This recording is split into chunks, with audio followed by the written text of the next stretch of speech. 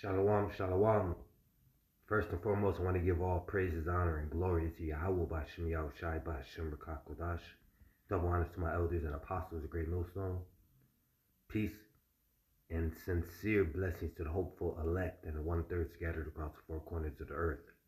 Shalom to all the brothers across the world on highways and byways presenting their bodies as a living sacrifice. And shalom to the very few women out there who came to this truth and you submitted yourselves to your husbands, but you're still learning in silence, all right?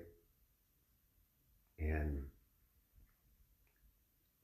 we're in those times now that the wicked know that they have a short time, so they're going to be, pulling all types of shenanigans to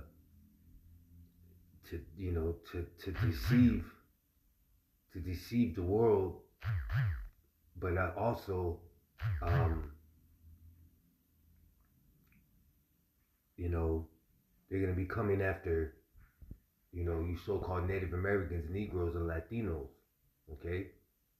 So that wrath is being rolled out very strategically, all right? But no matter what the wicked does, no matter what Esau does,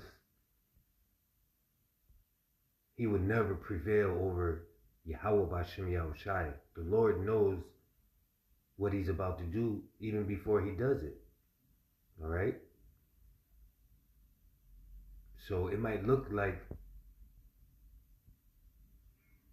when Esau does something, it might look like he's winning, but he's not, all right?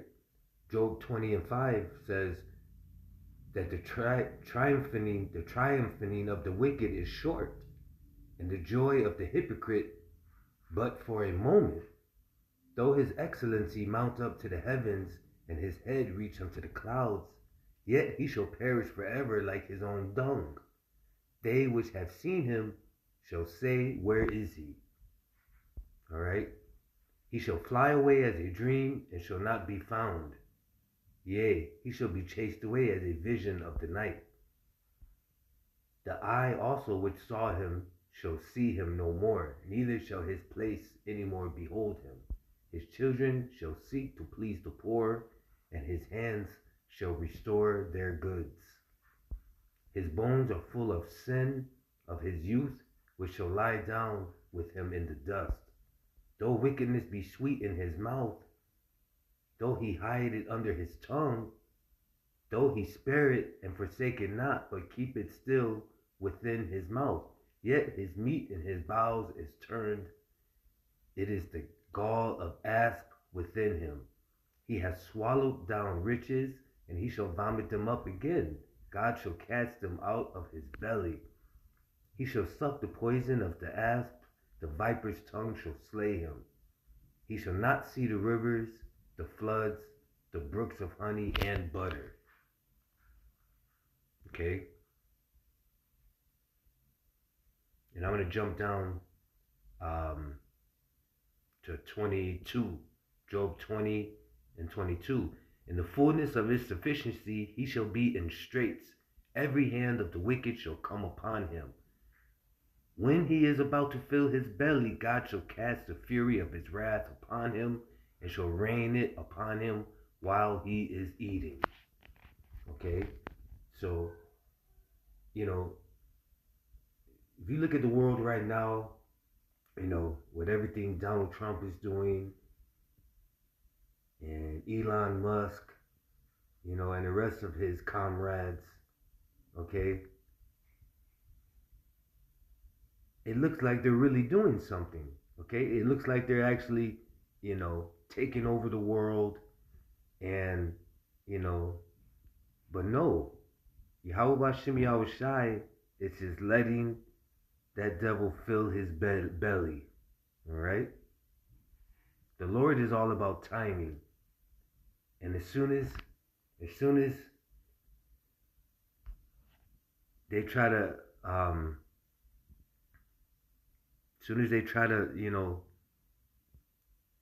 lay out their plan, hey, the Lord's gonna The Lord is going to interrupt that plan. All right? This is, matter of fact, this is Job 5:12. He disappointeth the devices of the crafty, so that their hands cannot perform their enterprise. He taketh the wise in their own craftiness, and the counsel of the froward is carried headlong. All right. So hey, whatever he's planning about to pull and roll out, okay.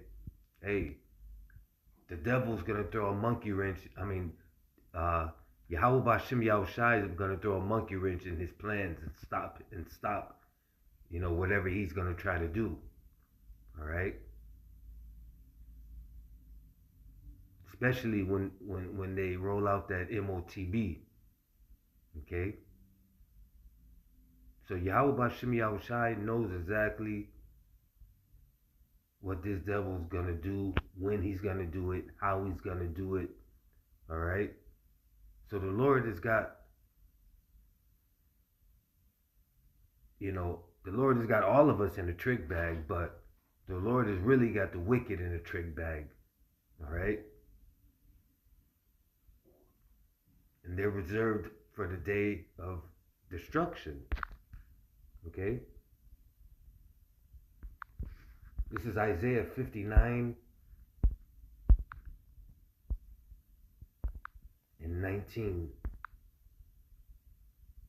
So shall they fear the name of the Lord from the west, and his glory from the rising of the sun. When the enemy shall come in like a flood, the Spirit of the Lord shall lift up a standard against him. You see? So hey, the Lord is just waiting, It's like a game of chess. Okay? You make a move, then your opponent makes a move. Then you make another move, then your opponent makes a move. All right? So, but the thing is, they don't believe in Yahweh Bashim Yahushai, and they don't believe that he's going to come. And that's their downfall, you see? That's their downfall. All right, one more scripture. This is going to be my last scripture. This is Daniel 5:1, and I'm going to read down to 6. All right. Belshazzar, the king, made a great feast to 1,000 of his lords, and drank wine before the 1,000. Belshazzar, whilst he tasted the wine, commanded to bring the golden and the silver vessels which his father Nebuchadnezzar had taken out of the temple which was in Jerusalem, that the king and his princes, his wives, and his concubines might drink therein. Then they brought the golden vessel that were taken out of the temple of the house of God, which was at Jerusalem, and the king and his princes, his wives, and his concubines drank in them. They drank wine and praised the gods of gold and of silver, of brass, of iron, of wood, and of stone. In the same hour came forth fingers of a man's hand, and wrote over against the candlestick upon the plaster of the wall of the king's palace. And the king saw the part of the hand that wrote. Then the king's countenance was changed, and his thoughts troubled him, so that the joints of his loins were loosed, and his knees smote one against another. The king cried aloud to bring in the astrologers, the Chaldeans, and the soothsayers. And the king spake and said to the wise men of Babylon, whosoever shall read this writing and show me the interpretation thereof shall be clothed with scarlet and have a chain of gold about his neck, and shall be the third ruler in the kingdom. Okay? Now I'm going to stop right there, but the point is, all right, hey, Belshazzar, he was basically he was celebrating his wickedness. Okay, he was basically filling his belly.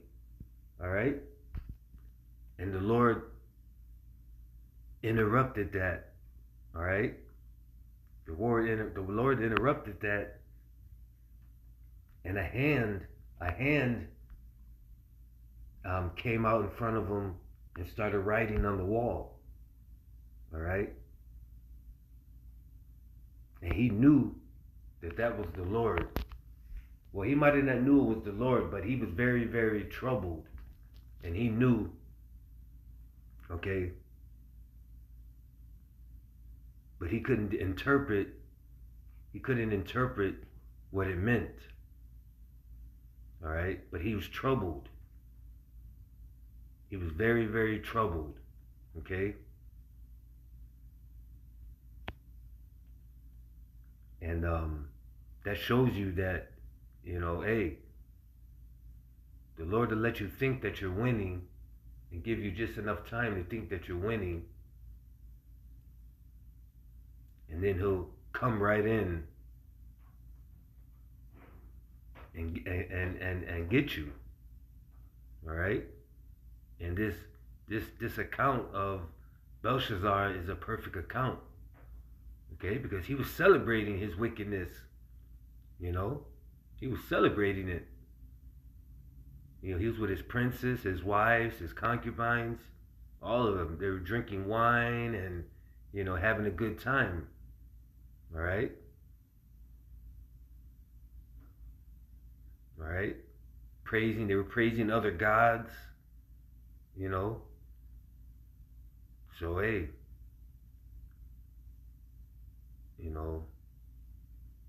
So, hey, the Lord is all about timing. The Lord will let you think that you're right on top. All right? And then he'll come in and put an end to your plans. And that's what the Lord is about to do to this devil Esau. All right? All these elites of the world, the Rothschilds, Rockefellers, all of them. All of them are going to feel the wrath of the Lord one way or another. All right? The Lord is just preserving them for the day of destruction. So hopefully this was an edifying lesson. And with that, I want to give all praises, honor, and glory to Yahweh, Bashem Yahushai, Bashem Rakakodash. Double honors to my elders and apostles, great millstone. Shalom.